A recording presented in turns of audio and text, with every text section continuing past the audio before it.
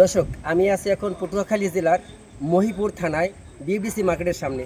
বাংলাদেশের সবচেয়ে ইলিশ মাছের বড় চ্যালেঞ্জ যায় মহিপুর আলিপুর থেকে। আর এখানে সরকারের রাজস্ব হাজার হাজার কোটি টাকা।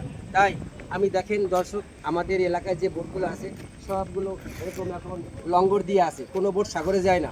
আর দেখেন পাশের একটি জেলায় পাথরঘাটা, সেখানে বোট সাগরে যাইতেছে আইতে তারা দিব্যি সাগরে মাছ ধরতে আছে। আর মহিপুর আলিপুর জেলেরা মাছ ধরতে পারে না। বহুত বছর 20 থেকে 30 বছর পর্যন্ত তাদের এই নিয়ম পালন হইতেছে। এই মহিপুরে শুধু 65 দিন, কিন্তু অন্য অন্য জায়গায় কিন্তু মাছ ঠিকই ধরতেছে।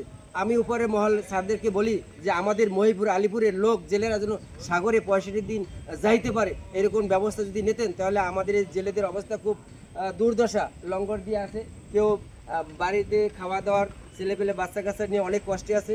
আমাদের দিকে একটু তাকান, আমাদের পাশে কেউ নাই। তাই আমার ভিডিওর মাধ্যমে আমি দুই একটি আমার এলাকার সমস্যার কথা তুলে ধরি। যদি আল্লাহ রহমত করে তা আমাদের এই সমস্যা সমাধান হয়ে যাবে। আপনারা একটু পর্যবেক্ষণ করেন, মহিপুর দিকে একটু তাকান। আসসালামু আলাইকুম, ভালো থাকেন।